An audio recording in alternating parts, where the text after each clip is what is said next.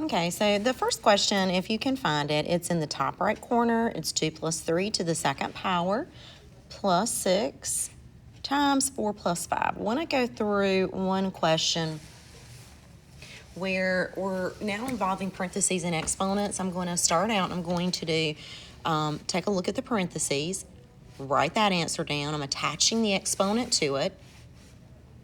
Notice where I put it. I put it right underneath it, plus 6. Now here's a new part. There's nothing that's separating that 6 and that 9, so that means there's multiplication involved there. I'm now going to take a look and I'm going to figure out my exponents. I have to realize that 5 to the second power is 5 times 5, not 5 times 2.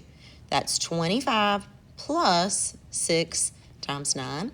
6 times 9 is what I'm going to do first because I have to handle all the multiplication, and then my last step, of course, is to add, and then I'll get my final answer. I've simplified that order of operations and found one answer.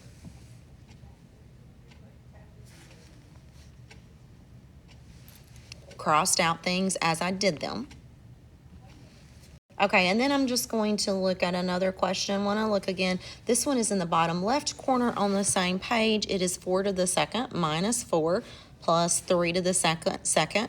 This one, I'm going to start out with my exponents. 4 times 4, which is 16. 3 times 3, which is 9.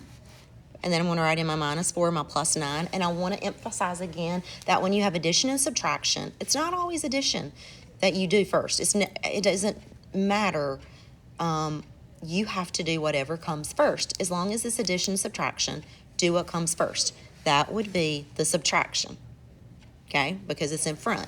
That would give me 12, and then I'm going to add 9 to it, and then that would give me my final answer for that one.